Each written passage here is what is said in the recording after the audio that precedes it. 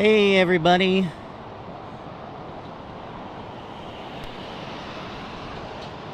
All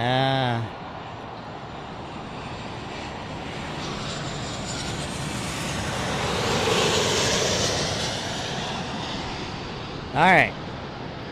I think I'm going to sit on the cooler. Let's see how good fat people. Hey, that's a good idea. Oh, there's a chair. There's a chair. I'm going to squat like I'm back in the Philippines. So there's actually a chair in the truck. Oh. Yeah, I didn't want... I was like, oh, crap. So what's up, everybody?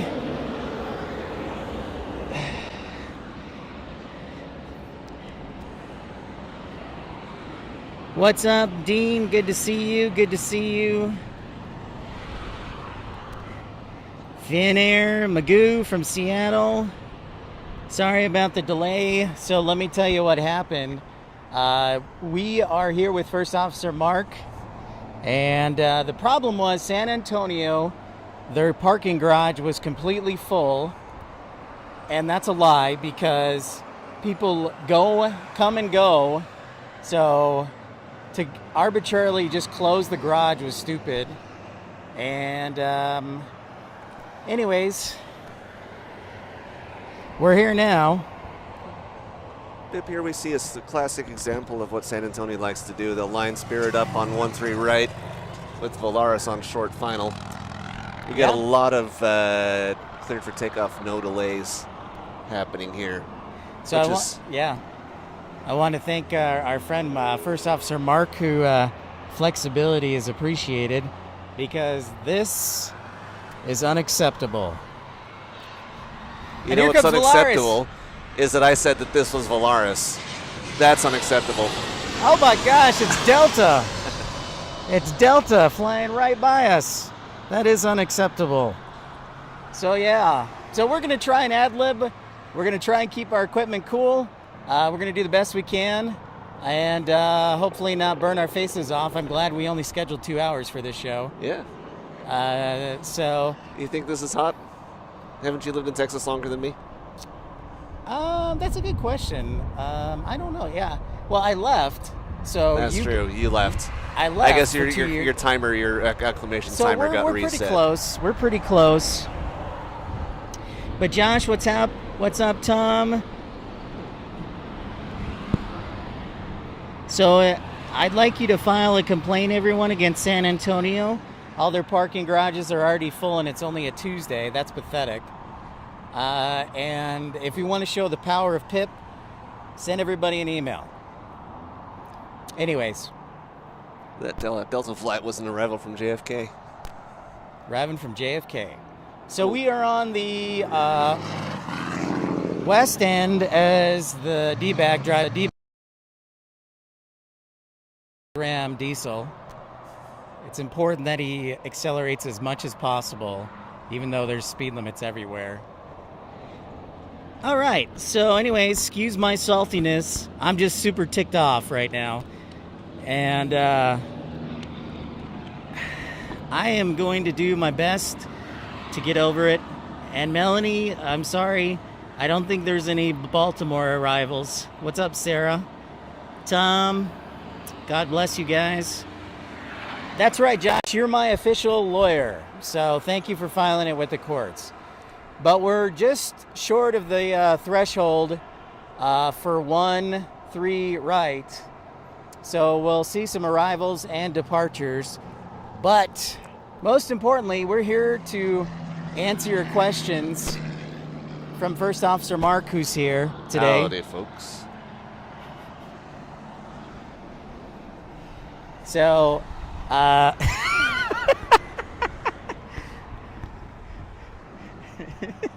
killing me. We got another arrival a few minutes out. But question for Mark, Tom says, since you're flying to Phoenix later, is that your base? Tom says, is Phoenix your base? Good question, Tom. Phoenix is not my base. I'm a base. My base is Dallas, but it's pretty often that I fly trips where we depart our base and we originate or we conclude our trip at our base, but we don't see our base anywhere in between. Yeah. This is not quite one of those trips because I flew through Dallas twice yesterday, but I won't see Dallas until I go home on Thursday this week. Nice. Great question. So keep those questions coming. I had a question from Michael Walker last night, and today is a question and answer session for Pip's Planespotting Live. We've got First Officer Mark here, burning his face off for you. And a question from Michael Walker last night was, when you were flying the E-175, as we have a Cessna Citation flying by us,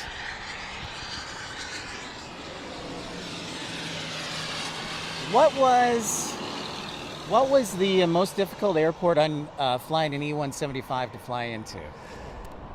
That's a tricky question, Pip. But the reason that was difficult, and I appreciated you texting that to me ahead of time so I could give it some time to think, was when I was flying the E-175 for American Eagle, the particular airline I was flying for had just barely started receiving them, so our network was a little limited.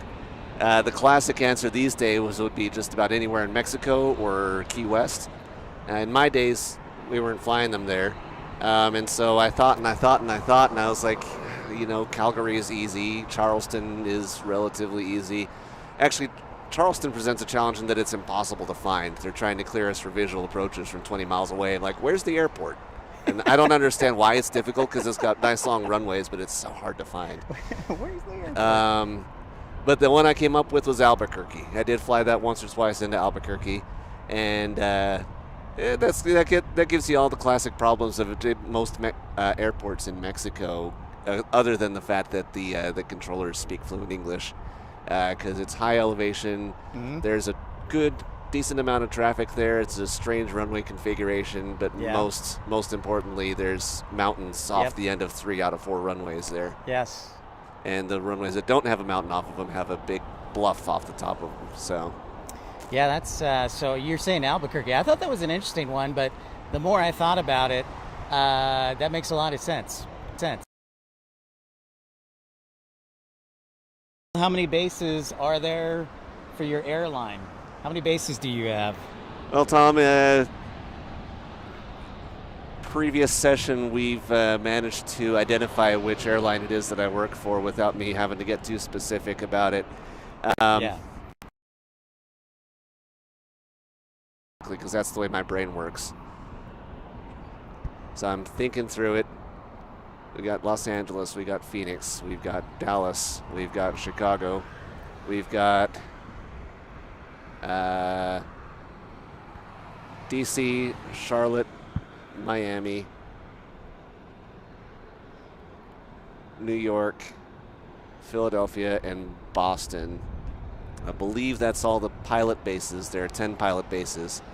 Our flight attendants have a couple of other bases. They do this nifty satellite basing thing where they'll have trips originating in and out of Atlanta, but they'll actually be Miami based. Keep talking. We're just going to talk over the jets. Yeah. Here's Volaris inbound from Mexico City. There's Volaris, the A321. If you ask me which was the most challenging Airbus airport I've flown to, that's Mexico City. Mexico City? Yeah.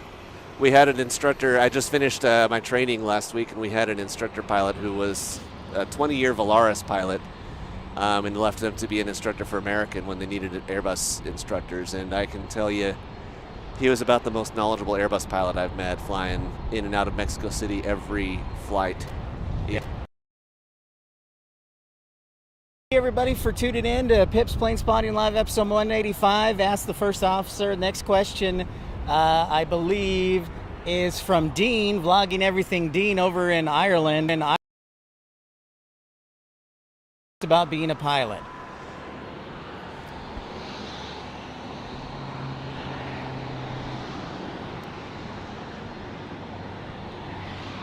Dean, that's a good question. Hold on one second. So thanks everybody for tuning in. Welcome. Hey Josh, hey AJD, hey Melanie, hey Dreamweaver, hi Sarah.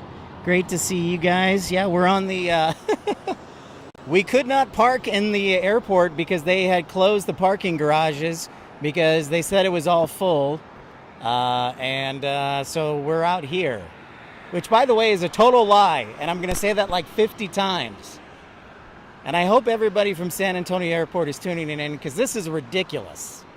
Thank you. I hope so too. Yeah, Dean, to answer your question, I think the most challenging and difficult part about being a pilot is just time away. I love my wife, I love my kids. And for instance, my son woke up feeling sick this morning and I'm not around to be able to help out at the house. Not that I would be able if I was working an office job or anything like that, but it's challenging to text my wife and say, hey, how'd you sleep? And she said, terrible. I woke up at 6 a.m. with our son puking, and that's rough. So next question is from Melanie. How did I meet First Officer Mark? So I'll let First Officer Mark tell that story. What was the question again? So how did we first meet? Boy, I feel like we're like... Yeah, we met in church. We never went to school together. Nope. Except for community college.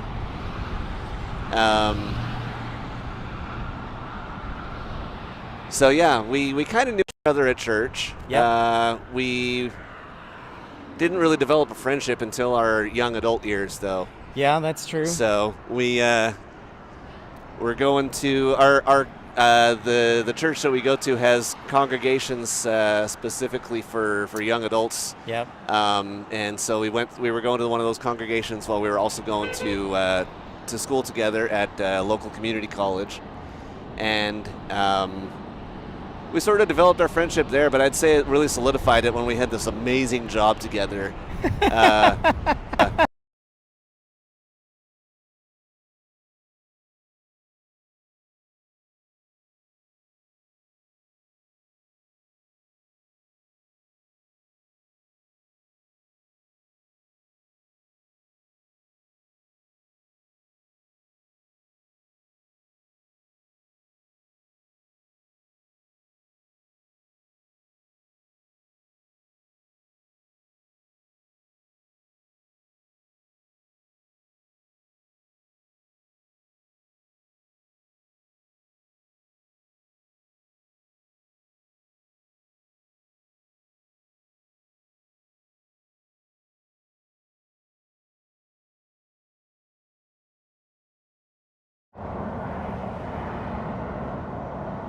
That's weird.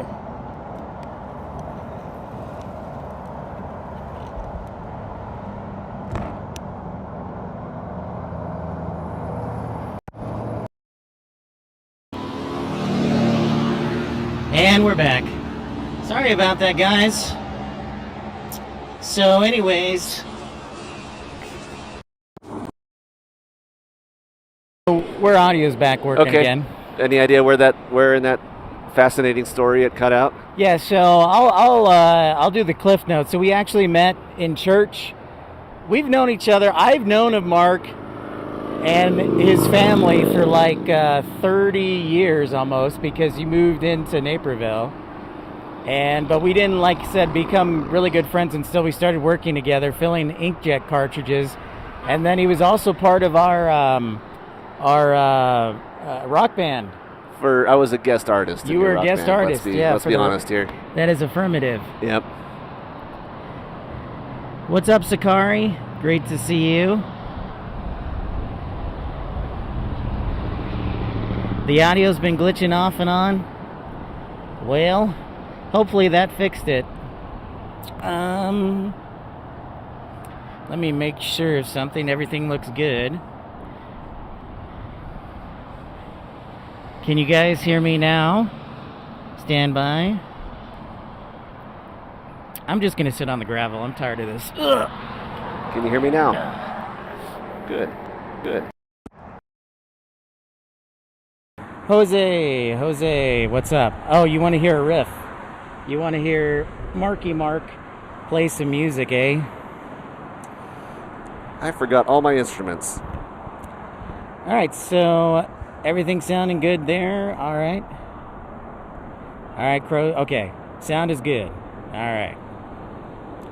I know it is like an old Verizon commercial. So they can hear us now? Yeah, they can hear us just fine. Thank you, guys. And make sure to like and subscribe so more people know about this, because it's not often that we get to host a real, legitimate commercial aviator like First Officer Mark.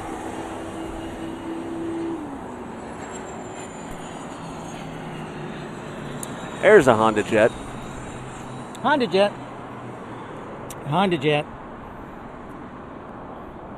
Got my first good look at one of those in Monterey, California. It's parked right next to us. Dark gray. Not sure why you'd paint an airplane dark gray. Unless you're the military. So keep those questions coming. Great questions so far. And we're here with First Officer Mark.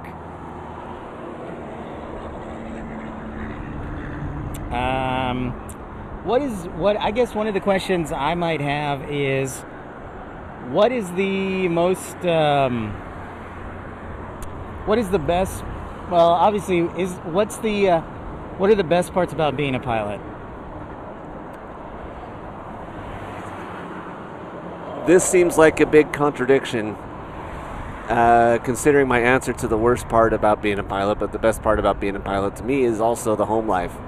Right. My average schedule is that I work 15 to maybe 18 days on a busy month, working 18 days. You can work more than that if you're really ambitious and picking up a lot of extra flying.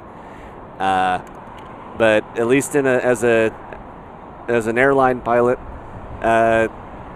if you want them, there's a lot of days off, and this is one of those jobs that it's impossible to take home with me. So I also love seeing so many different places. I love the fact that I can wake up in Phoenix and go to sleep in Boston, and then wake up again and go to sleep in Miami. These places are all just so different, but they're all part of this great country. And eventually even other parts of the world.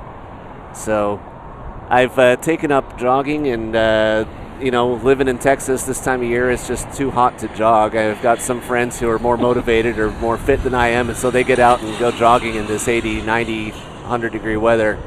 But I can go up to Ohio, and it's a great way to see and explore these cities. So yeah, experiencing new places, seeing the view, getting to things specific to the job itself that I really enjoy is when I'm operating at a busy airport, but things are just running like clockwork. Right. It's frustrating when you're at a busy airport and things are falling apart, but when things are running really well, it's just exhilarating. Yeah, or a airport that doesn't have a parking lot that's available.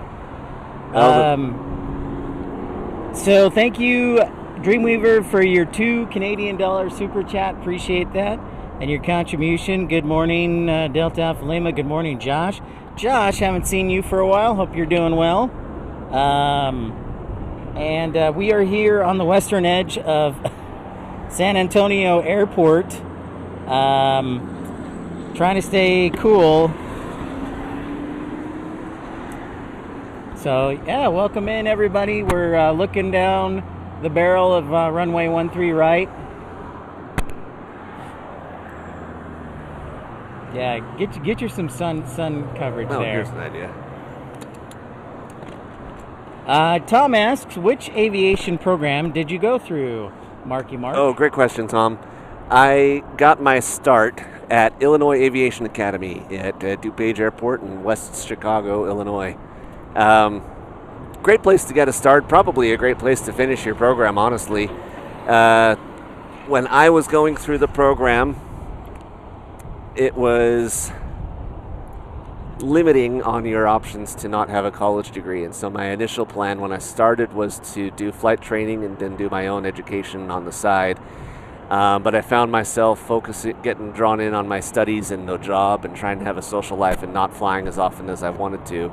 So I decided to get my associate's degree, and then I transferred out to Utah State University. Go Aggies. No, not those Aggies. The other Aggies. The other Aggies. And do an aviation-focused degree, which meant that I didn't have the choice of letting my flying go by the wayside. It was just part of my academics. So, yeah, I liked flying up there. Northern Utah was a cool place to fly. Got a lot of varied experiences, and was able to proceed well for my career there. Nice. Hey, good morning, Bell C. Good morning, Jose. AJD. Hold on. Dreamweaver. I don't know what we're doing for lunch. I know I got to get First Officer Mark back to the hotel because he's actually on duty today. So he just was kind enough to join us for a couple hours before he takes his flight to flies from San Antonio to Phoenix.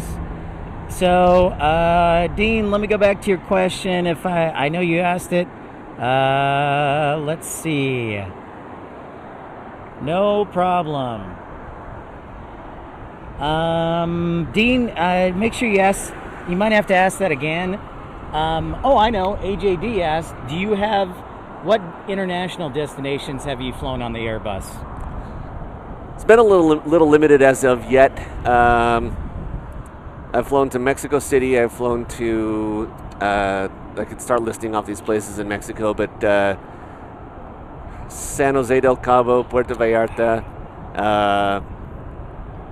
recently Cancun. I just recently got qualified on overwater flying, which allowed me to fly into Cancun. I've flown to León, San Luis Potosí, Oaxaca. All of these are different cities in Mexico. Outside of Mexico, truly international, Toronto and Calgary, I suppose, Canada. I haven't had a chance to get down into the islands yet, into the Caribbean. That's our vernacular way. If we talk about, have you flown out to the islands? We're talking about the Caribbean. So, but that is a section of flying that's open to me with this overwater qualification now. So, right on. Hopefully it comes. All right, next question comes from Rick Reed. Mark, how do you feel about the Airbus A380? The A380 is a cool airplane, let's be honest. Something that big that can get up in the air is cool. I'm pleased to see that it's making a comeback. I thought its days were numbered when they realized it was so much more efficient to fly smaller airplanes like the A350 and the 787. Something that's really neat about Airbus is you can fly the A319 and have a good enough baseline of knowledge to be able to get into something as big as the A380 and fly it. So,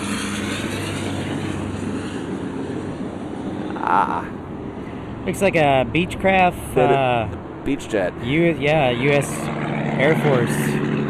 I've talked to people who did their military training in those. The Air Force will train their heavy pilots in those tiny little airplanes. The reason being, we're going to get a little technical here. The Beach jet does not have ailerons; it only has spoilerons, really? Which means that it has a very heavy control field. So although you're flying this tiny airplane that's only marginally bigger than a piston single, it feels like you're flying a bomber. It's a great question, Rick, and keep those questions coming. I will make sure and try and answer all of these. And so if I missed a question, make sure to ask it again so we can get to it. Yeah, we're dealing with dim screen and bright conditions here. What's that? Well, we got a dim screen and bright sun. Yeah. That's always fun. No shade here. Yeah, exactly. What was our question? The question, Bell C, we're actually on the runway. We're just west of the runway of 13 right. So Josh says, do you feel it's better to do flight training at your own speed, or do you think it's better to go through a pipeline school like ATP? Good question, Josh. Actually, there's a lot of variation in that answer. It's going to come down to what your career goals are and how much time you feel like you have to accomplish them. If you're in your 30s trying to get a career off the ground, facing a mandatory retirement age of 65, I would say you probably want to get it done as accelerated as possible. Right. Of course, that depends on your other commitments in life. So, as far as who comes into the flight deck most prepared to fly, yeah, that has a lot less to do with the type of flight training that you did and more to do with how dedicated you are to the craft as you pursue it. How much time you spend on your own study, how consistently you get out there and fly. So you have more opportunities for variety of experience if you just do things your ways. If you go into a pipeline, you're pretty much going to get fed right into the airlines, which is many people's goals, and that's fine. But you might find yourself, like me, a little sad that you've never had the opportunity to fly a turboprop. Thank you for the update, Jose. The A321neo. AJD says, one more question. What is the difference between the CAT approaches and do you have... Okay, so we're going to try and make this answer short because you could go into detail on those. Yeah. What are the difference between the different CAT approaches, and do you have a standard approach into an airport such as San Francisco where you pretty much fly along the peninsula, so like along the coast? Oh. And like along the coast and then like San Francisco. Yeah, good questions. The primary difference between the CAT approaches or the category approaches, so here's Viva Aerobus. I'm not sure how loud these guys are over me. The primary difference between the CAT approaches is just visibility. Category 1 ILS is the same as the basic ILS that you would learn when you get your instrument rating, that you can go down to half a mile and 200 feet visibility. You get lower than that, you're looking at a Cat 1 approach, generally up to about 100 feet visibility, and then a Category 3 approach can be down to... You said Cat 1, Cat 2. Sorry, yeah, Cat 2 is a 100... Cat 1 is your standard ILS. Cat 2 down to 100 feet visibility. Cat 3 is down to 0 visibility, honestly. You can get really, really low. We can land the airplanes with 0 reference to the outside. So can you do auto land? Yes. In fact, as far as Airbus is concerned, auto land is the only way to fly a Cat 2 or Cat 3 approach. Okay. So auto land. So there you go. We had a question before, a few weeks back, about auto land. Some airlines do it, some do not. But there you go. You heard it from a few carriers. I know Southwest, American, Delta can do that, United. So, yep. Tom asked a question that I know the answer to, but you'll have to give me one airport. So Tom asks, are there any airports you fly into that require additional training or certification? And the answer is yes. And what is one airport that you might have flying the Airbus that you need extra training for? Specifically extra training, Eagle, Colorado would be the most obvious one. There's actually simulator courses that we have to do to fly into Eagle, Colorado, which I have not done for a variety of reasons. But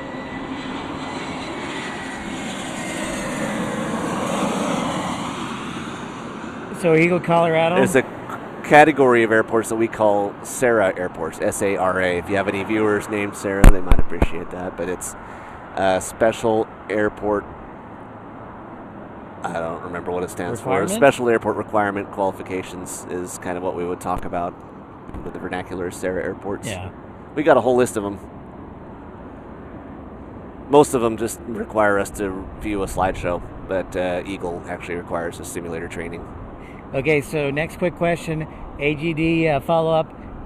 Is there an airport where you like go along a peninsula or along a coast? Yes. Okay, what's a good example? The most notable examples of that would be Washington, D.C., Reagan, DCA, the River Visual, or the Mount Vernon Visual approach, or LaGuardia Airport with the expressway visual to runway 31, I believe. Yeah, runway 31 expressway visual. Give me a second here. And that's from Brooklyn. If you're coming into LaGuardia, air traffic control will ask us, do you see the fuel tanks? And then when you say, yes, I see the fuel tanks, then they'll clear you for the approach. And the chart actually guides you. It's a flight towards the fuel tanks, and then when you get to the cemetery, you turn right and fly towards the ballpark, and then you fly around the ballpark to line up with the runway. And that's talking about Shea Stadium, where the Mets play. So, next question is...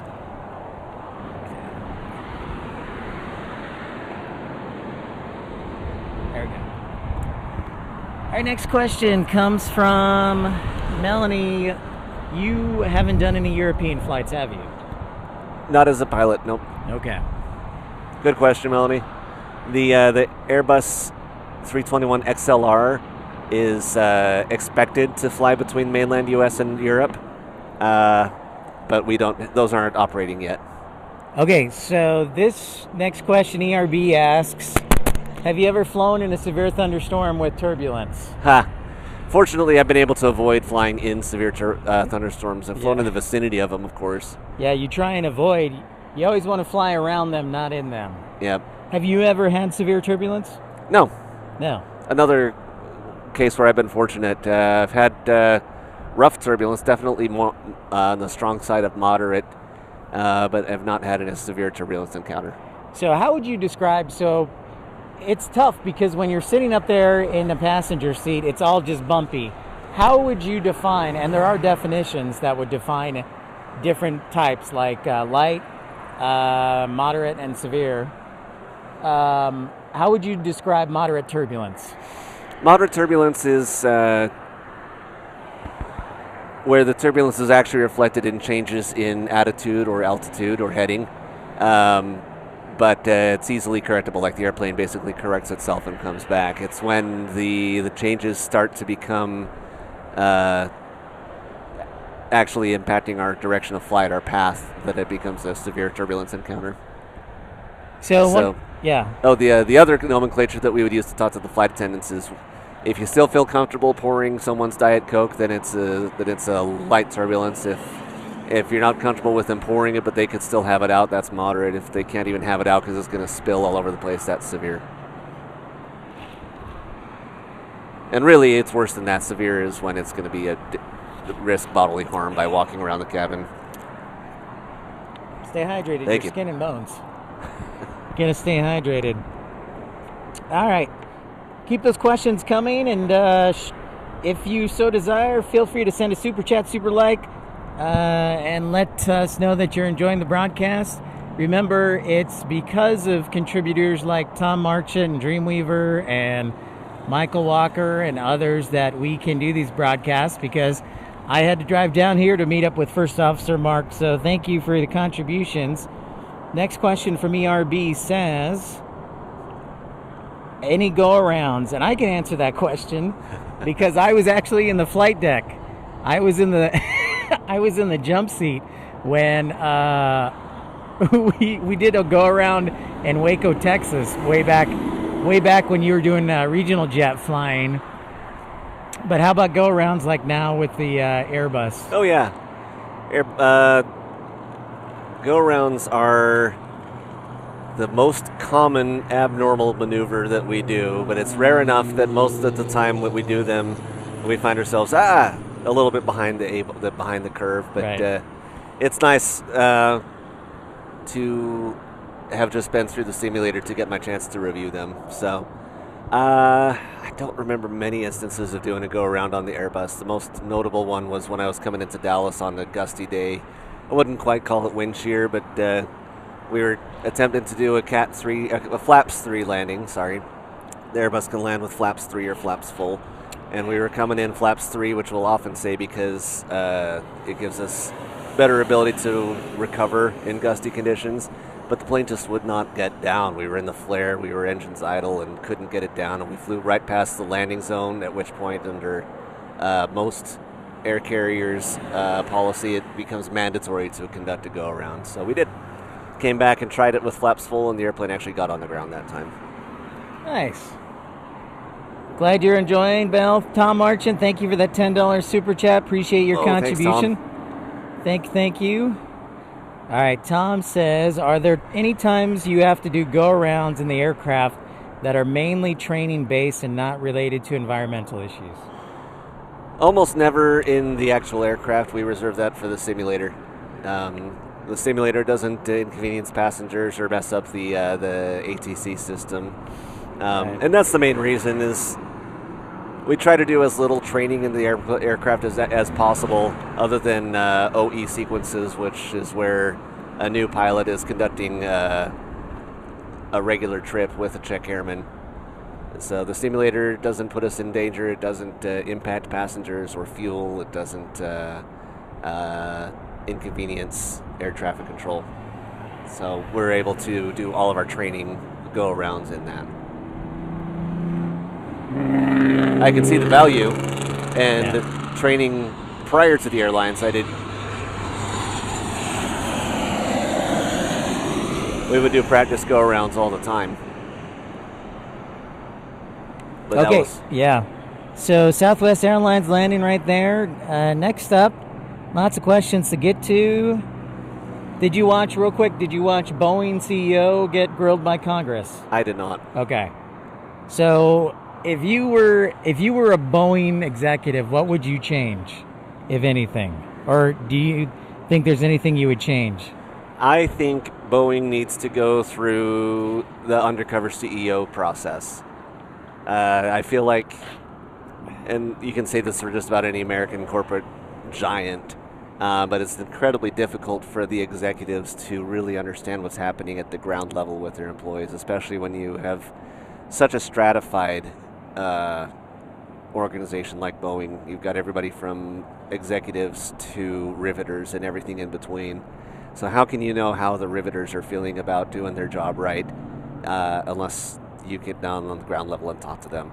So that's the first thing they need to do, is figure out what is going on. Right. Otherwise, attempts to fix the problem are going to be less effective. All right, so moving down the question train, and apologize if I didn't say hi to somebody. We're here with First Officer Mark, so we're trying to answer as many questions as possible. And thank you to Tom and Dreamweaver for their contributions. Dave from North Little Rock, Arkansas asked, can you damage a simulator by doing a purposeful crash? I'm not sure about doing a crash. Simulator. This is kind of an interesting story, because when I was a new hire at American Eagle Airlines, prior to it being renamed Envoy, so this was 2011, our classrooms were upstairs in the American Airlines Flight Academy, surrounded by simulators. And American Airlines used to operate these old Fokker F-100s, and they still had those simulators when I was hired with American Eagle, but they were renting them out to Taka Airlines. Now, Taka, of course, trains to fly in the Andes, which is incredibly challenging situations, and in their trainings, they would crash their flights all the time.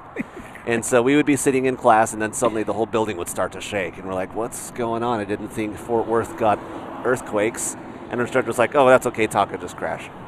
So they're pretty well designed to absorb that.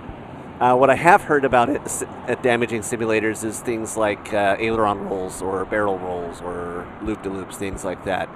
And we will go in there and practice upset attitude recoveries, where we simulate flying through severe wake turbulence or something and end up upside down with the nose pointed 30 degrees at the ground, and the instructor will say, okay, recover, and we got to recover the aircraft successfully. And they'll either dampen the motion or turn the motion completely off for maneuvers like that.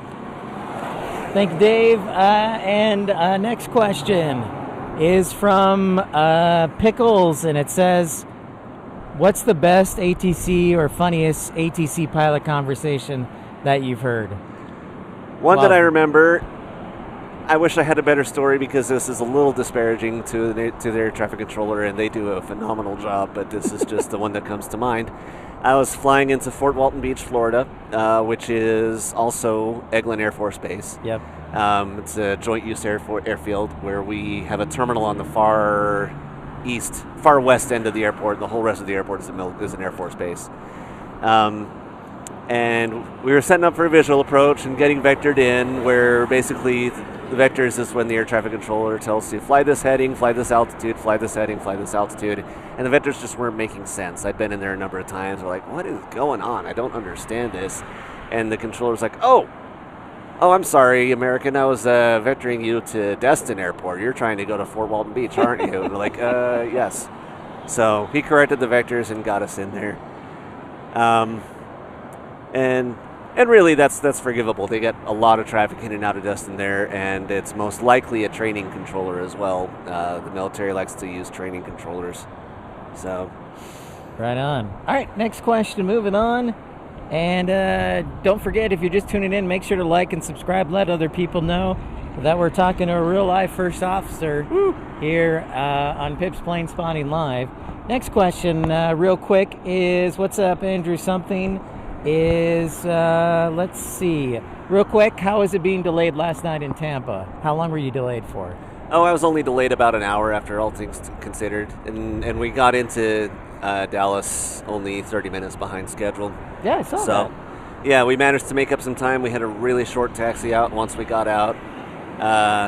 The airlines will all build a certain amount of time based on just your average departure time into the flight, so they'll have a cushion of 20 minutes to taxi out, and if it only takes you 5 minutes to taxi out, then you're 15 minutes ahead of schedule. And so that worked out well. Nice. We were really just delayed because there was thunderstorms in the vicinity, which is a big surprise for Central Florida. And they had to close the ramp, so we couldn't get our bags loaded or the rampers in position to push us out. So thank you very much for that question. Next question, what's up, Sal? Good to see you. Cali Plains is here. Next question from Sakari is, what do you think about Airbus's push to do single pilot operations? I'm opposed, obviously. It's interesting because just from a simple standpoint of controlling an airplane and flying from point A to point B, it would probably be pretty easy at single pilot. But when you start to factor in weighing the weather, considering if there's a mechanical issue with the aircraft, considering if there's passenger issues or the flight attendants are doing something, possible security issues, there's a lot going on, and the value of having two people on the flight deck is becoming more and more apparent the more information that we gain as a flying society. The value is particularly apparent when there are problems that need to be worked through, and the policy among almost all air carriers these days is now to designate a pilot flying and a pilot monitoring. And when you have that bifurcation, you can tell one pilot, you focus on flying the airplane, which is almost always the first officer, while the captain focuses on troubleshooting or figuring out a course of action.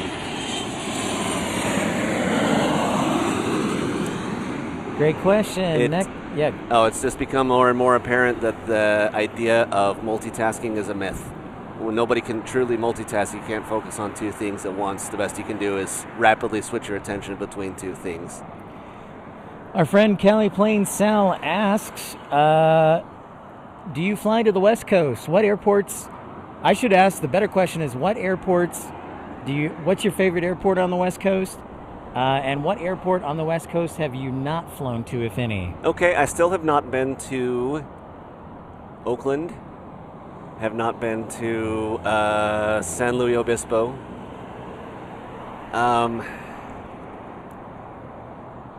Favorite airports on the West Coast? The West Coast is beautiful and really just a mecca for flying. It's so fantastic out there. So picking one favorite is difficult. I think, though, San Francisco is really just fun to fly into. At visual conditions, you set up on these approaches where you'd never see anything else like it, where it's almost like a formation approach just because they space them so close together on the parallel runways there. Of course, that can only happen in visual conditions, but I think that's my answer. Tom, I will not be answering the question whether he prefers sharklet or winglets because he loves to make fun of me for that. So he will not be answering that question. I can without making fun of you. Funny guy, Tom. Funny guy. Right here. All right, next question is from, let's see. Andrew asks, is for one reason or another you couldn't fly anymore, would you consider dispatch as a career? Certainly. It fits within my skill set. Dispatch could be a very viable option, or simulator instructing would be the first two that I would jump towards. There you go. I think it's dispatching's good. Andrew's a dispatcher himself. Nice. Andrew, thanks for your work. Yeah. So, let's see. Any questions I missed here? I'm just looking down the list. And thanks again for everybody tuning in, liking and subscribing. And you can always send a super chat or super like to support the channel. Or premium economy is just 99 cents. Oh, okay. Yep, Irish Beast asked, if you can pilot an A320, you can also pilot an A380, or do you need a different license for bigger aircraft, or does it matter? You absolutely need a different license to fly a bigger aircraft. The A320 type rating qualifies one to fly the A319, 320, or 321. And I suppose the A318, although I'm not sure who operates that. So Airbus variants from there include the A330, A340, A350, and A380. And they're different enough that they do require different type ratings, although Airbus has gone to great lengths to have flight deck commonality between the two types. Not to make it so that one pilot can legally step between aircraft and flying them, but they do it in order to simplify training.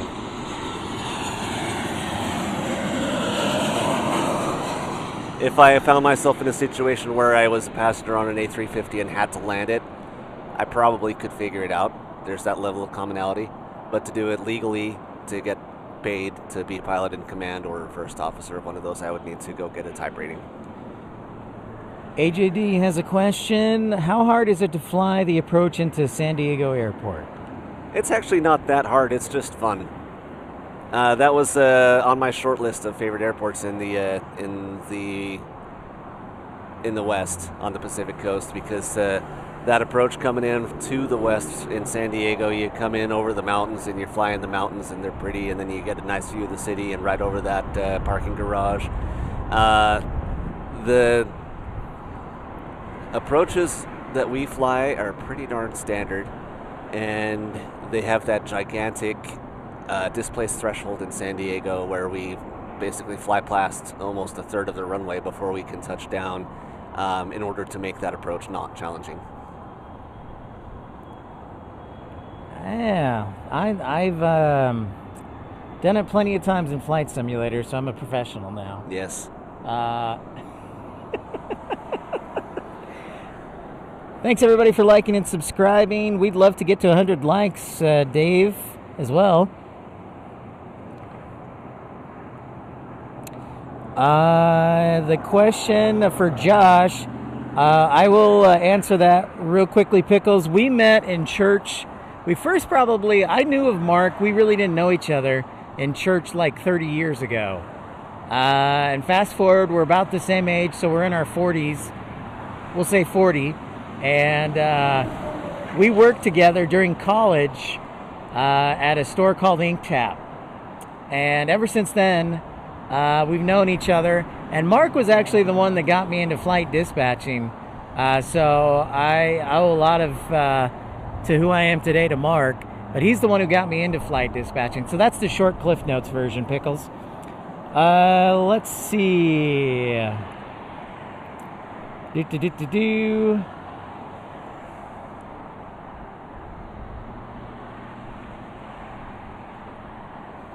Thanks everybody for liking and subscribing.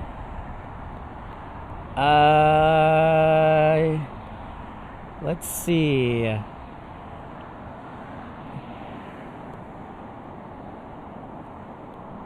What do you know what AIB or BOE is? Oh, Airbus or Boeing. Well, okay. You've never flown Boeing, right? No, I've flown Embraers and Boeings as far as transport category aircraft. What's the question, though? They were asking, which do you like, technology-wise, Airbus or Boeing? Oh, okay. What's up, Marco? Marco, nice name. Polo. Oh, here's the 737 MAX. Speaking of Boeing.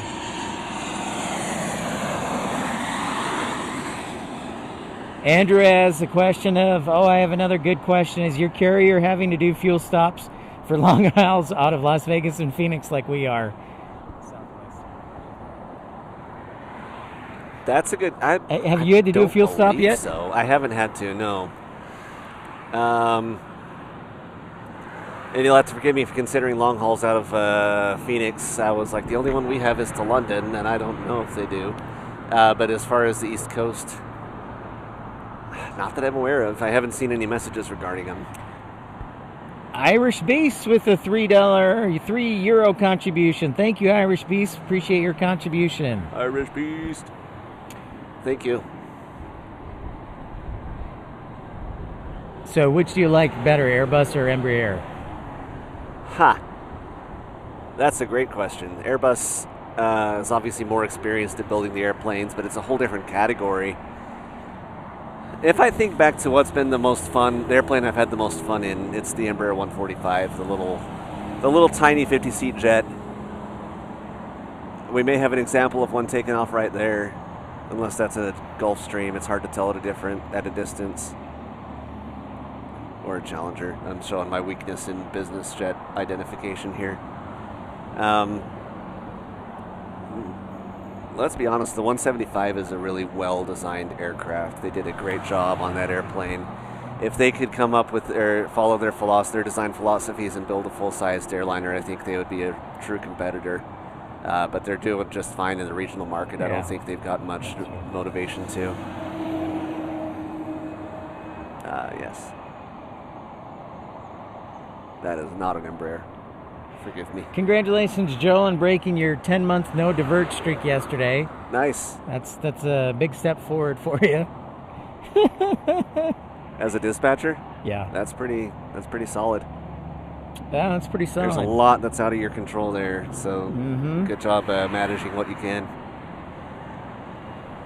Just Aviation says the E-Jets are so underrated.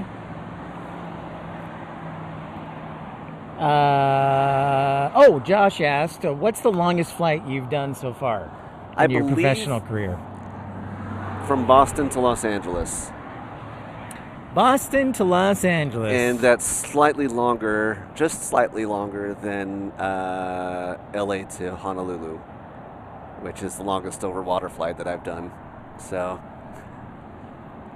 that being Dallas based, most of my flights tend to be shorter segments. A 3.5 hour flight is considered a long flight for us. So when I do a true transcon, about halfway through, the captain and I both are just like, oh, is this flight over yet? Which is funny because when I was Los Angeles based, it felt like every trip started and ended with a true transcon, and it's just normal.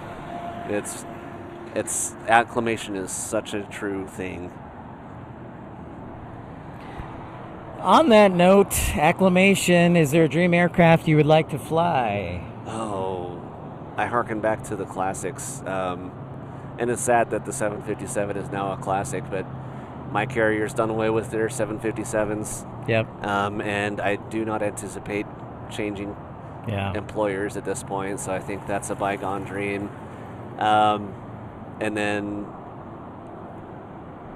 obviously the 747 would be phenomenal to get my hands on, but from the time that I was flying single engine piston propeller aircraft, I also just loved the look of the MD-11, the DC-10, which as I talked to more and more people who've actually flown them, it sounds like that was actually kind of a pain to fly, and that L-1011 was a far superior airplane. But still, just it's such a cool looking airplane. It would be cool to have the chance to fly one. More generally, a seaplane. Right on. Michelle Sellinger from San Antonio, welcome in. Thanks so much for tuning in. I hope you like the video. We're talking with First Officer Mark, and he's a longtime friend, longtime pilot. How many hours do you have in the turbine engine category? Oh, my last calculation, I'm looking 6,000 or 7,000. So 6,000 or 7,000 hours of turbine time for our good friend First Officer Mark. So he's a pretty seasoned first officer.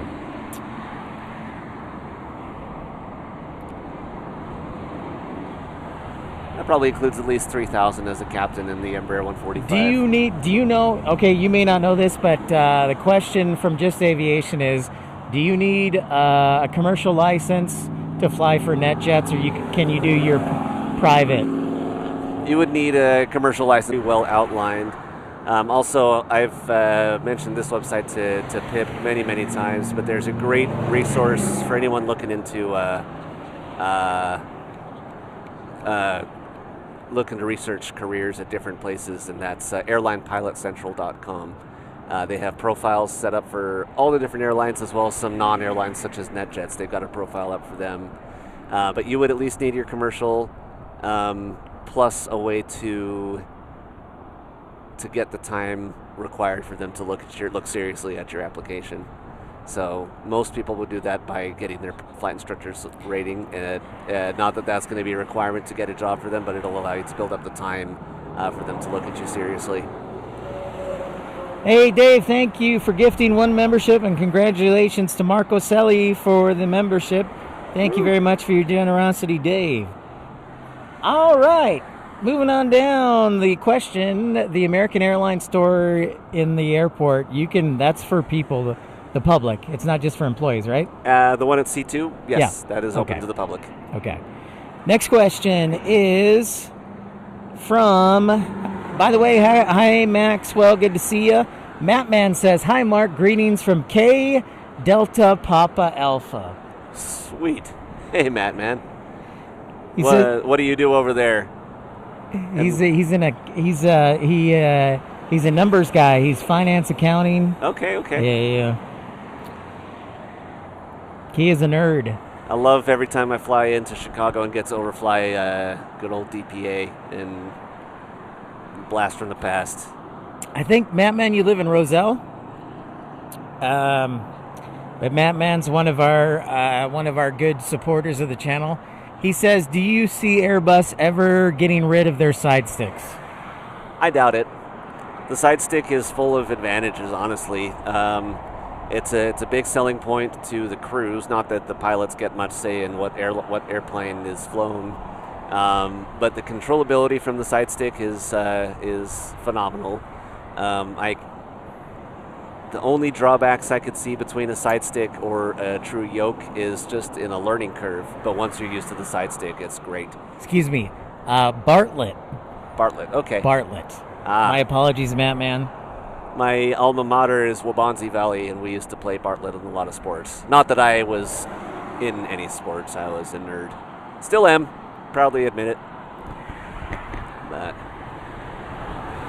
So thanks everybody for tuning in. I hope if you didn't get to tune into our stream yesterday when we were actually on the parking garage, it was great to see. Yesterday we saw Condor fly in. Was it Stripey Condor? It was Stripey Condor, green. Cool. I'm hoping to be able to see that someday in person. The best thing about the yoke is it's out of the way. I can sit back, I can cross my legs and fly if I want to. I can pull out my tray and eat. Yep. I could sing the praises to the side stick. I could do a whole podcast episode about the side stick. Do you want to reveal your airline, or do you want to keep it secret? I don't know the ins and outs of my social media policy. I'm going to continue to say my airline. Those of you who are savvy enough can probably figure it out. And you did mention it once, by the way. Okay. I'm sloppy. But yeah, that's exactly right. Mark is being careful, and that's the smart thing to do. So just like I am careful and everybody else. So all right, Tom. Oh, a webinar. How exciting. Tom Marchant says thanks for being here. He has to go to a webinar. Nice. Yeah. So thank you, Tom, for your contribution. We'll see you again. Team Stripes, that's right. Don't forget to like and share. Yes, subscribe.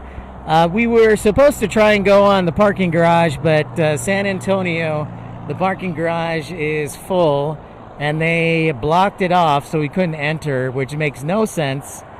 And I'll get off my soapbox. All right. This isn't a bad spot if it was busier. Yeah, if it was busier and not so flaming hot, it'd be a really nice spot. Thanks everybody for your questions. We'll be on the air hopefully for another half an hour, 50 minutes. Comes another citation.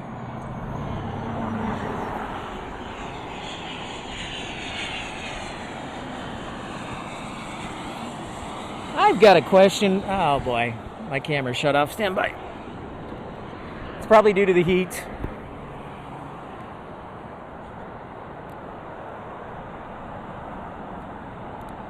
It went back to stripey. Oh, now you got a picture.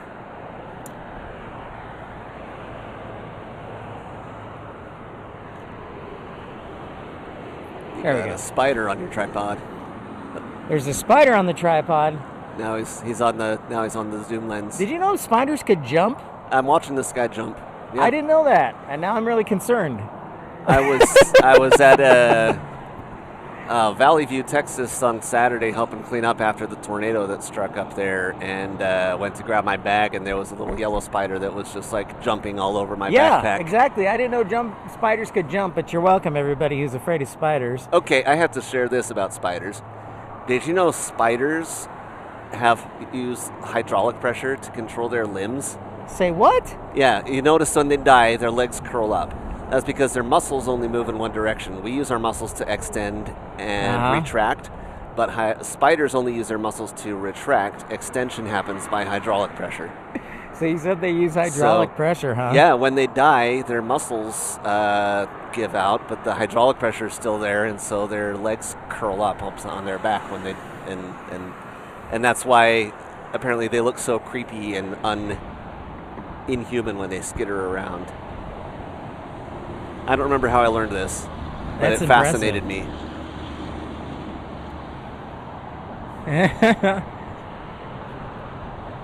Spiders.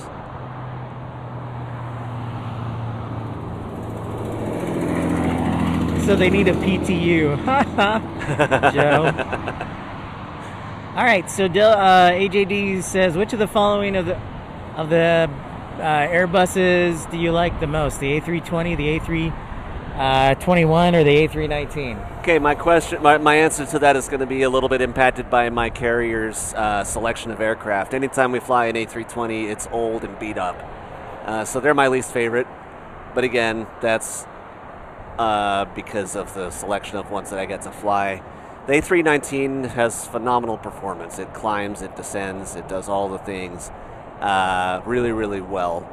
The A321 is an incredibly special airplane. It's the only jet that I'm aware of that doesn't like to climb or descend. It holds straight and level really well, but it climbs like a pig, and then descending, Los Angeles is a pain. It always comes up, and we were flying in here last night, and they were landing runway 22, which is a little unusual, which means that from our arrival, the runway was right out in front of us. We didn't have room to turn around to help us descend, and so we ended up being high and fast on the approach, which happens every time in Los Angeles. Every single time you go to Los Angeles, you're high and fast. And so to try to get an A321 to descend and slow down at the same time is so hard. It's ridiculous. However, the A321s are the best to land. They land really, really easily, really, really well.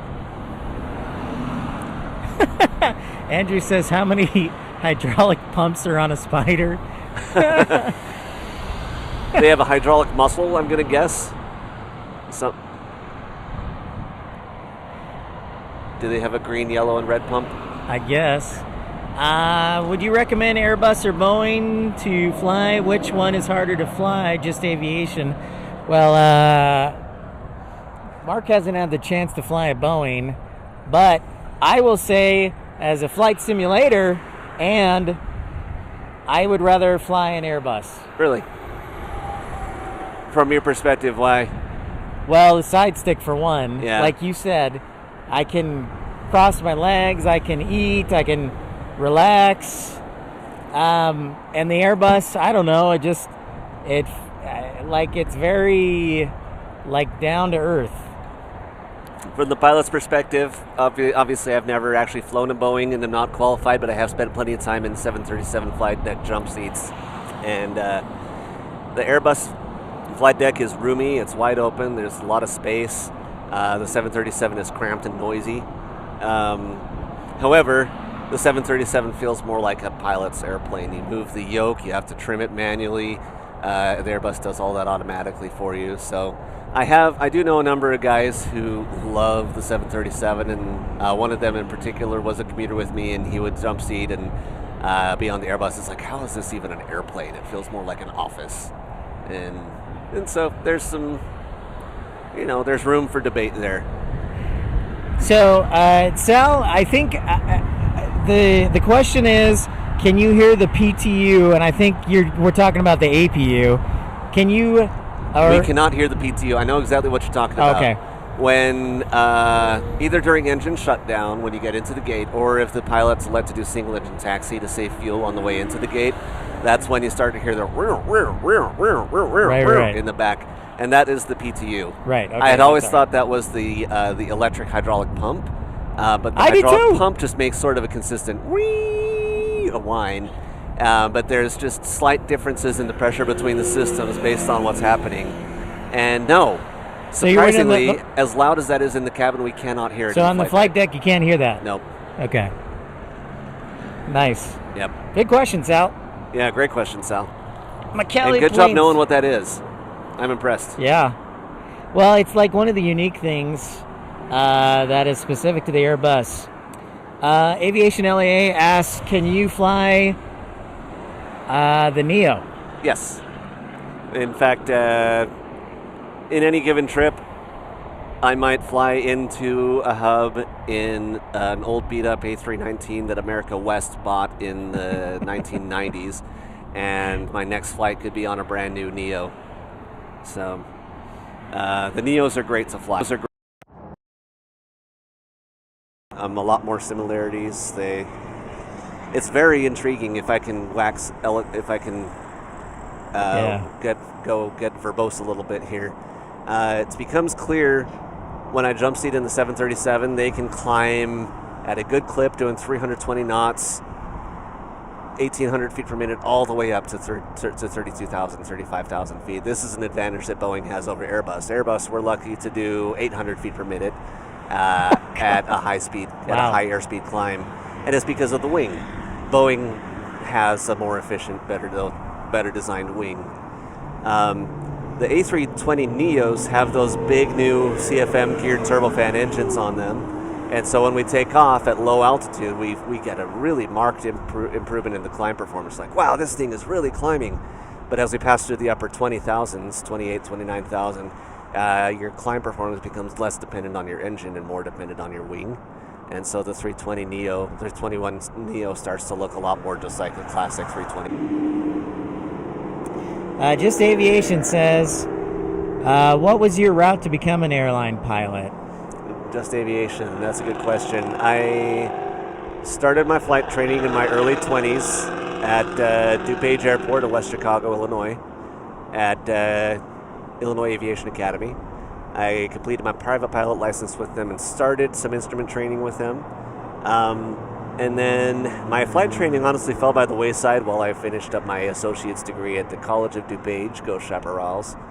And then, I don't even know what a chaparral is. Do you know what a chaparral is? I don't know what a chaparral is either. And then with my associate's degree, I transferred out to Utah State University to pursue a bachelor's in aviation. The degree there was titled Aviation Technology Professional Pilot. And so I have my bachelor's degree in professional pilot, basically. Because of the strict prerequisites, though, even though I already had my associate's degree, it took me 3 years to finish up there. So 5-year bachelor's. I flight instructed for 2 years, and then I was hired by American Eagle Airlines in 2011, and then was hired by my carrier in 2020, and have been there since. Joe says the College of DuPage has an incredible weather site. By the way. Yes, it is. Yes, they have a very strong meteorology program. Yep, they do. I remember. I took the Intro to Weather class, and the professor's name was Paul Servatka, and I remember him. I was going to mention him. His sister was my choir teacher. Oh, really? Valley. Yeah. Nice. Yeah. So he said, "Oh, he's storm chasing." Yeah, we do it every year, and I'm like, "Awesome!" And then they're like, "Yeah, it's $5,000." I'm like, "Oh, okay." See you, Delta Alpha Lima. So, anyways, but yeah, they do have a great meteorology program, Joe. So, yeah, sorry about that little technical hiccup, but we're back on. Just refresh the page. This is what happens, I think, sometimes when San Antonio keeps their parking garage full and doesn't let people in, is that the streamers are dying out here in the heat. There's a good wind, though. It is. It's a nice breeze and occasional clouds cover. And then the clouds come over, and it's a nice moment of relief. Approaching the 12 o'clock hour here. If you are just tuning in, this is Pip's Planespotting Live, episode 185, with First Officer Mark being kind enough to join us. What did you say? Howdy, folks. That's what I said. Did you say 7,000 hours? Yeah. About 7,000 hours of flight time. Turbine. Question from AJD is, just aviation. What is the hardest check? Ride check? Maybe what certification perhaps? In the normal person's career progression, probably the hardest is going to be the CFI, Certified Flight Instructor rating. And that's because it basically incorporates all the elements of a private pilot and a commercial pilot check ride, except in addition to performing the maneuvers, you also have to teach the maneuvers. The prep work is pretty intense because you have to prepare a whole a whole library of flight lessons. Every chapter that's in every flight training book leads up to CFI. You would need to have a lesson prepared on that, so that when you show up for your trek ride and the examiner says, "Okay, you're going to teach me about stalls and about airspace requirements," you can pull out your lessons and have them ready to go.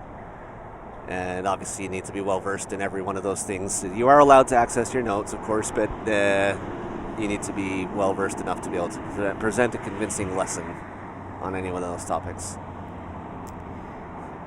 All right, moving on. Thank you very much, everybody, for those questions. If you're just tuning in, make sure to like and subscribe. This is the closest you're going to get without having to pay thousands of dollars for aviation school. So, no. But we want to thank First Officer Mark. I bought him a Chick-fil-A biscuit this morning, too. I appreciate his friendship. It's my pleasure. Yep. As they say at Chick-fil-A. Did you have to say that when you worked there? What's that? My pleasure. It's my pleasure. Yes, I do. Yeah, you have to say my pleasure. AJD says, how hard is it to make the jump from mainline to regional? Or mainline from regional, excuse me. It was surprisingly easy. What was it like, eight and a half years for you? Yeah, about just over 8 years at the regional. The more involved you stay in the flying, the easier every time you go to training is, and that includes when you make the jump. If you take the time to understand the why behind your policies, then it becomes easier to understand what's the policies and implement those policies when you get to the next stage in your career. So it was interesting how easy it was to transition from a regional to a mainline aircraft. Embraer to Airbus doesn't seem like a pretty natural progression, but because I had some time on the E175, I had some previous experience with auto thrust, which was nice. That gave me a boost compared to where that would have been in my training. So yeah, it felt pretty natural. The mainline training departments are all very good and understand that you're coming in with limited experience, and they're going to do what they can to help make up that experience. Good answer. What's up, everybody? First Officer Mark is here. I had a good question for you, and I forgot it. But where's your, I know, of all the cities you've been to, where's your favorite overnight? Oh, the one I want to say is Boston. And that's just the charming walkability of that city. It's gritty, but it's nice. It's walkable. The weather's usually nice, though I haven't been there in January. It's a fun airport to in and out of. Great sightseeing at that airport. You can see so much variety of carriers there. But the food is good. The scenery is great, and it's walkable, and that's nice. Next question is from Just Aviation. Have you ever done a go-around? And I can answer that question. Yes, because I was in the flight deck. I was sitting in the dispatcher We said, jump why is seat. there a dispatcher in the jump seat? Go around. No. You can continue the story. You told it last time. We were on our approach into Waco. Yep. Pip here was a dispatcher doing a familiarization ride, which they're required to do. And I believe a Cessna had landed in front of us and failed to vacate the runway in time, so we had to go around. That is correct. Andrew asked, what do you think about the FAA examining Jet Suite X? I am completely in the dark on this. I haven't heard about it. Well, I think it's the difference between like 135 and 121. Oh, are they trying to... Have they been operating on under 135? They've been, I think, operating under 135. Okay. But they feel more like at least yeah. a special 121. Yeah. That's interesting.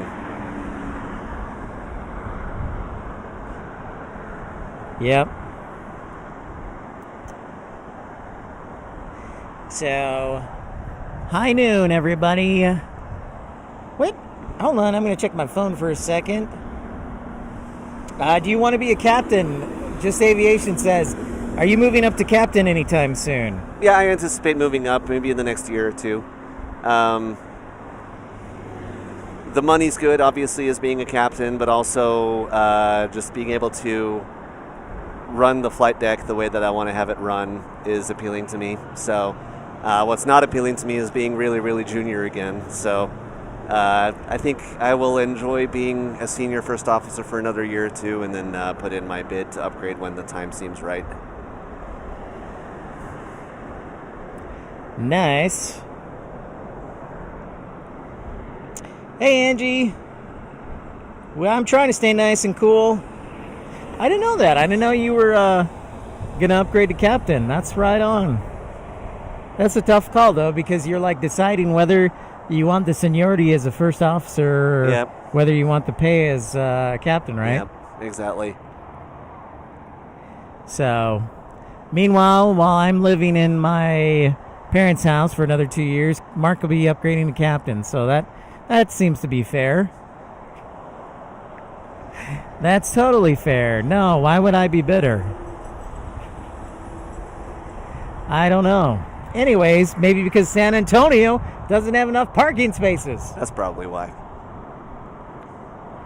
It is sweltering here too, Angie, and I have no shade today. This is probably going to be like what Washington, D.C. is going to be. Oh, by the way, my hotspot battery isn't charging, so I may have to cancel the D.C. trip if I don't have a working hotspot. FYI. Makes sense. It does suck. But I ordered a new one. Hopefully Amazon will get it. Maybe I'll buy a new one from T-Mobile, but I woke up to that this morning too. But what's up, Angie? It's great to see you, our official nurse for the show. What's the hardest thing about airline life? Is it getting up in the morning?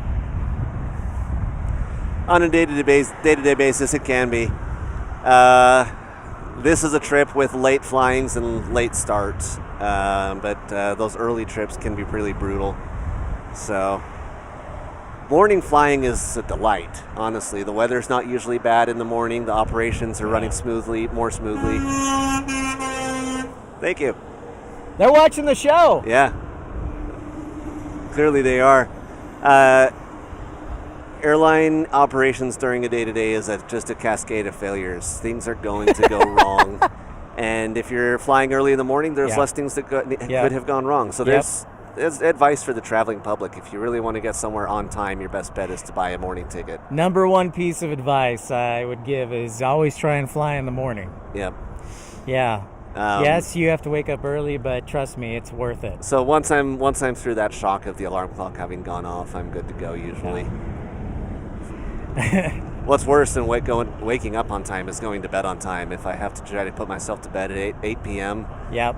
I don't know. I'm not 65. So that brings up a great question. How do you train your body to get sleep when you're doing flights at different hours of the day? I try to just look ahead as much as I can at my schedule, and they tell us in our fatigue class not to try to stay up to make ourselves tired so that we'll sleep better the next day. Right. But it just takes some responsibility and recognition of the fact that even if you're not sleeping, if I try to put myself to bed early the day before a trip to acclimate myself for a trip, if I'm in a dark, cool place just reading a book, relaxing, that actually is restorative for my body. Not quite as much as actually being asleep, but it helps get acclimated. Yeah. I had to stand up because my foot was sound asleep. Yeah. Here comes JetBlue. That is correct. Just Aviation. Cal asks, favorite international destination. What's your favorite international destination? Let me think on that. That's going to be contingent on how nice a hotel is and how nice the area around the hotel is.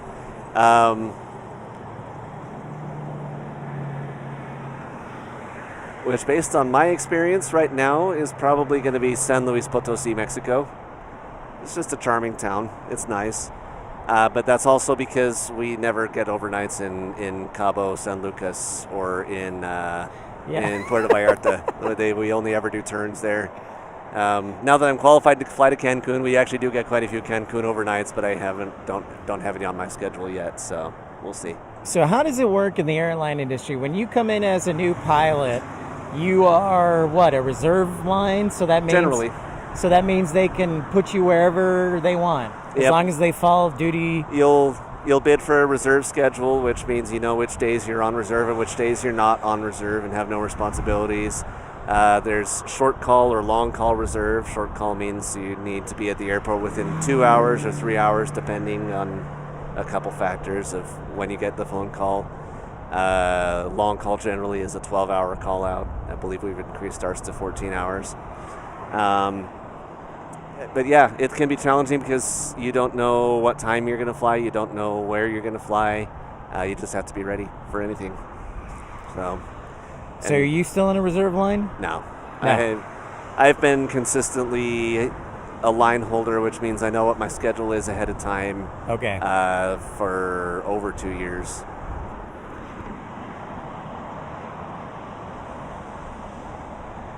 Cancun is nice. JetBlue with the A220. No longer the C-150. We got an A220-300 for JetBlue right there on the runway, getting ready to take off. Going back east. I can't remember if it's going Boston or New York. I think they came in from Boston because I tracked them when they came in. Excelente. So another reminder that, knock on wood, we can get a new hotspot in time for Washington, D.C., and I apologize in advance. But yeah, my battery won't charge, so I ordered a new battery. But if you're new to the channel, make sure to like and subscribe. I want to thank everybody who's tuned in today, this morning. And we got about 25 minutes left before we've got to get First Officer Mark back to the hotel so he can get ready for his flight this afternoon from San Antonio to Phoenix. Oh, it's monsoon season. Oh, goody. Why not? What is the forecast? Let's check out the forecast for Phoenix.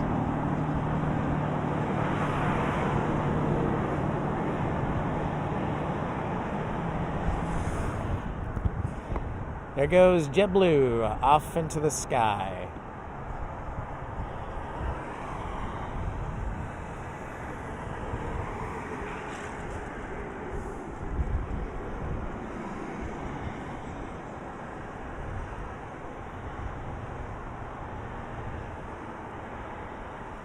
What is your least favorite airport? I like all airports. What's that? No, I said I like all airports equally. Oh my gosh. The one that's the biggest hassle to fly in and out of is probably Charlotte. Yeah, Charlotte, you stink. Charlotte, you stink. Cars are driving by. Charlotte, you stink. All right, so I know why Charlotte stinks. Why is Charlotte a hassle? It's too big and busy of a hub for too small of an airport footprint. That is correct. Ding, ding, ding. They only have 3 runways. They serve over 50 million passengers a year, and they only have 3 runways. Yep, and their concourses are all crammed into Yep. an area the size of a postage stamp. Yep. And they're an old-fashioned Piers concourse as well. So Yep. there's taxi delays. That's really what it comes down to. Is operating on the ramp is difficult. So if you had to start, okay, let's see who has questions, and then I have some questions for you. Shoot. No whale sound yet. No soundboard. Joe, yes, they are getting a 4th runway. That is correct. Yep. But that'll take a while. In the meantime, I'm going to continue to make fun of Charlotte. It's interesting where they chose to put that runway. Of course, Yes! they don't have many choices. No, they don't. So- But they are building end-arounds too. Yes, that'll help. Yeah. So, thanks everybody for tuning in. If you're new to the channel, don't be shy. Say hi. This is Pip, Planespotting Live, episode 185. Thanks to First Officer Mark. All right, I've got some questions for you. If you were to start an airline, what airplane would you start that airline with?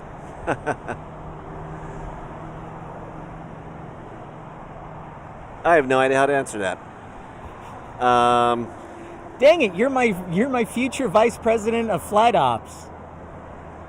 I would have to depend on the mission of the airline. Obviously, Make money. Their planes need to be mission appropriate. See, there's a lot Unfortunately, more. the most economical planes are the planes that passengers don't like to fly, like the Qs and the turboprops. But nobody flies those anymore, and so The Qs, the 400s. yeah, Q400s or the nobody's right. flying Brasilias anymore. I'm going to give you a follow-up question. We're getting, looks like we're getting 3 departures here. Yeah. So a follow-up question is, I'm going to narrow it down for you. If I was going to start an airline in, let's say, the United States, would you rather fly the A319 or would you pick the new E2? Airbus 220 is not an option. Yeah, because their order books are all full. So,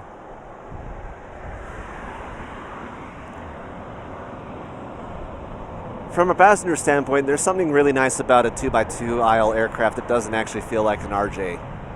The E2 is going to give that to you. It's going to feel refreshing to be on a plane like that, although some passengers will get on and say, this plane is too small. While the 319 feels familiar, it's a nice, comfortable size for everybody. Yep. 319 is proven. It's been around forever. It's got established maintenance procedures. E2 is still breaking its teeth. I'd probably look at 319s. It's a good answer. That's what I would have picked. So, I am supreme. I will be a millionaire before I know it. Yes. All right, next question is, if you were to start an airline, and let's say you were doing an airline that's a hub and spoke, where would be your first 3 hubs? I'd go 2 hubs. That's a little big for 2 hubs.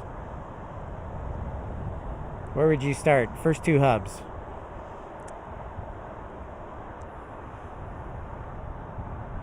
It's really testing him, folks. Hey, Jackson, by the way, I saw you in there. Good to see you, Jackson.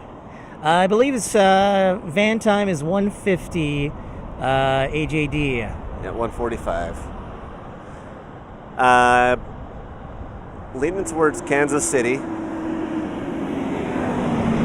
They have a good central location and a lot of real estate with a good population base.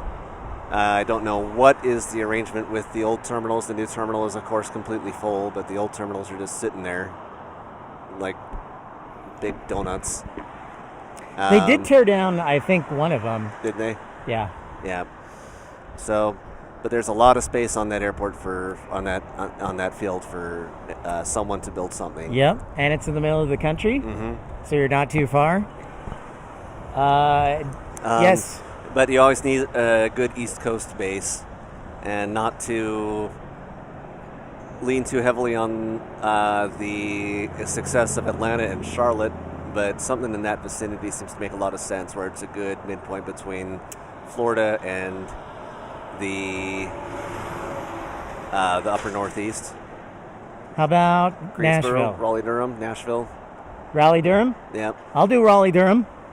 Folks, if you're not aware, this is First Officer Mark. He's a good friend of mine, and he's been gracious enough to give us a couple hours to answer your questions about aviation and give you an insider's perspective. He's the outsider's insider, but he has 7,000 hours of commercial flying. He actually had an overnight here. That's why we came down to San Antonio, so we could meet up with him, and he could. I've been trying to get him on the show for months, but his wife and 2 kids, rightly so, has spare time, so I figured it'd be easier to meet him when he was on his trip, and so we may start doing that in the future, just so that we can catch him. But yes, he's watching too. This is amazing. We have lots of people honking their horns. They're watching the channel. What do they call them? Shadow viewers? Shadow viewers. Lurkers? Are they lurkers here? Yeah. Lurkers. Yeah, the Lurkers Lounge. So First Officer Mark is a commercial pilot. I will not say which airline to give him some sort of anonymity. Woo! I did post your picture on the YouTube page last night, so cool. They do know what you look like. Cool. And they want to know why you continue to wear the mustache. My wife likes it. Let's be honest. She told me for years, no mustache, no mustache. And the way it came about was my training lapsed due to no fault of my own. And I went unqualified for a month, which means I got a month off with pay. And so I grew out my facial hair, wore a goatee for about a month because I can't grow it on my cheeks. I just can't grow a full beard. Yeah. And when it was time to go back to work, I said, I've always wanted to try mustache. So I shaved everything else off except my upper lip, and went downstairs, and my wife was like, huh. You like it, or I like it, and I say, oh, okay, I'll try it for a couple months, and then people started saying, you look like Goose, and when you hear that, it was not my intention. I don't look in the mirror and think to myself, hey, I look good, but when people start saying, hey, you look like Goose, everybody loves Goose. Everybody loves Goose. How can you? Absolutely. How can you shave it? Absolutely, from Top Gun, right? Yep. And this is the first ever live stream from San Antonio. Again, Pip's Planespotting live, bringing you new airports, feathers, and flaps that you've never seen before. We've been to 35 over the last year and 4 months. We've been to 35 different airports and done live shows. This is the first San Antonio? Yeah. No kidding. Yeah. I guess you've just done down here for photo missions in the past, huh? Yeah. Okay. It's a pretty good drive too. So. Yeah, it is. But yeah, I'm based in Dallas. Marky Mark is kind enough to join us.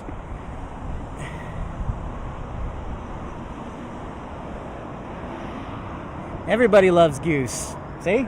Everybody loves Goose. So yeah, if you go to the community section of our YouTube page, you will see a picture of First Officer Mark waving hi when we did our first stream. I see the Airbus inbound, so we've got some arrival traffic again. 11 o'clock hour kind of quieted down. It did. And now we got some more arrivals. All right, so you say Kansas City, and then somewhere in the south, right? Southeast. Southeast just makes so much sense. I'm going to say Kansas City, and I'm going to say Salt Lake City. Okay. more West Coast focused. Or Boise. Yeah. Boise's underutilized. Yeah. They're fast growing market. Yep. Well positioned geographically. It's kind of like the opposite of Phoenix on the north. The Phoenix of the Northeast. The baby bus Yep. flying in. Whoa, AJD with the $1.99 super chat for the adult bookstore fund. How dare you, sir? Yeah, so we're parked next to an adult megaplex store. No joke. And so I And a Rudy's, let's be honest. There's a Rudy's. Yeah, barbecue exactly. over there. Nobody does books anymore. Come on. Yep. What are you, AJD, from like 1995? Seriously. Thank you for that contribution regardless.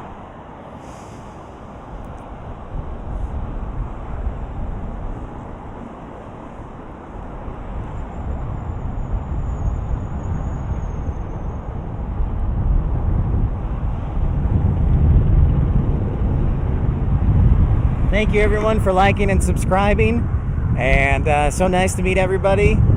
Yeah, our home base is DFW, so we'll usually stream from Dallas Fort Worth, from Love Field, and then also from Peripheral airports. Addison. Where? The peripheral airports. You got your Addisons, you got your McKinneys, you got your Alliances. Yeah. Your Meachams. Well, you know, when it cools down, we're going to start streaming from the JRB. Nice. But, yeah, good job to our equipment. Everything worked out pretty well. So if I can get a battery to charge, then we'll probably do like 2-hour shows at Gravely Park. You know Gravely Park in Reagan? I do. I found it just jogging. I was at a short overnight, so we were at a hotel nearby, and I found what's the name of that trail? Right. There's a phenomenal trail that goes along the Potomac there. Yeah. Yep. Yeah, it's true. I've ridden the bike trail there too, and ran across quite a few joggers, some joggers. All right, ladies and gentlemen, I'm going to make this last call for any other questions for First Officer Mark. He is here to answer your questions and be a friend to all. And I feel like we should be playing this more like golf announcers. As planes come in, we're like, see, he's got a nice 3-degree glide slope. That's pretty standard there. It's using configuration 3. That's a bold move. Would you use configuration 3 on this runway, Pip? What's that? No, would you use configuration 3 on this runway, Pip? I'm not sure that I would. Yeah. Solid touchdown. Little golf clap. Golf clap.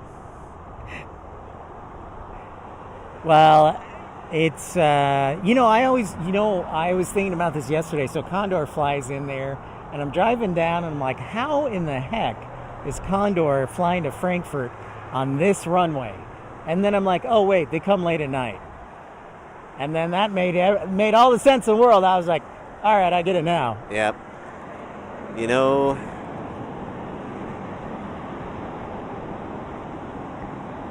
that'd be an interesting case study, is long-distance operations from relatively short runways. These have 8,500 feet here of runway. It's not Oh, nice. that Feathers and short. flaps. Thank you for sharing. Yeah. He was saying a hangar would be cool to do a video at. Yes. But yeah, I was like, how's Condor going to do this? And then I realized, oh, wait. Now I know why. Because runways aren't... it, cools down at nighttime in Texas, right? Right. The runway's not particularly long. They're what, like 83? 85. 85? Yeah. Not terribly short. No, and... It would be an interesting case study to look at long-distance flights off of short runways. Yeah. Maui comes to mind. Honestly, I'm wondering if this is this is going to be a good research project for me. What is the shortest runway that an A330neo regularly takes off from? Okay. Because every Condor, Minneapolis has long one, Miami, Phoenix is long. Seattle. Are they still in Phoenix? What's that? I haven't seen them in Phoenix for a while now that I think about it. Yeah. Phoenix.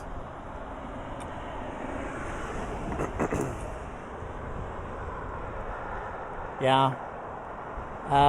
That's a good research project for me.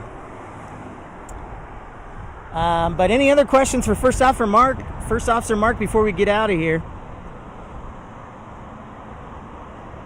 Oh, Joe says he was doing Las Vegas to Bewey yesterday off 26 left, and it was 44 degrees Celsius. No. Hashtag tech stop. Yeah. Those long distance flights out of Vegas are tricky. I hate summertime Vegas to Philly flights because they'll always be in an Airbus, and unless we get the NXs or the Neos, we're having to crunch numbers and hope for headwind. Yeah, hope for headwind. Feathers and flaps, the Glacier Girl hangar. I'll have to do that next time I'm down in San Antonio. So it's been a lot of fun being here in San Antonio. So I'm going to drive back, try and figure out my battery situation. I'm going to go fly. Yeah. Yep. And drive back to Dallas. I do have to make a stop. I may have to make a stop at Fazoli's in Waco. There you go. And like, I have to do that whenever I drive through Waco, is go to Fazoli's for the free breadsticks. Yeah. And they also have a special on Tuesday and Thursdays if you ever get stuck there. Cool. But again, thanks everybody for tuning in. Thanks everyone. It's been my pleasure to be here. Liking and subscribing. A big thank you to First Officer Mark. We'll look forward to having him on a future stream. And I look forward to it. You look forward to seeing me hopefully in DC on Thursday. Cross your fingers I can find a replacement battery. And thanks again to our contributors. Thank you, Tom Marchant. Thank you, AJD. Thank you, Dreamweaver. Thank you, Irish Beast. Thank you, all of you, for your contributions today. We're going to get out of here so we can get Mark ready for his flight. I want to thank all of you for tuning in. And thank you so much to all of you. We'll catch you next time here on Pip's Planespotting Live. But for now, we're going to say adios and see ya. So we'll catch you all again next time. Take care of everyone and each other.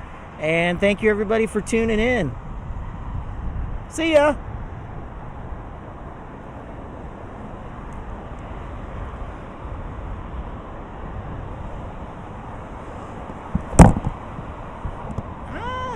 Stop streaming. I'm trying to hit the stop streaming button.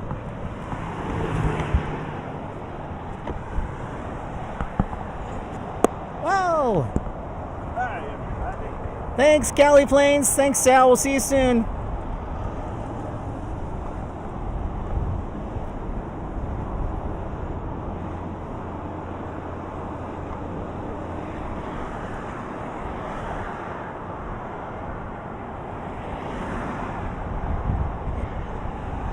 I think it's too hot. It won't let me stop.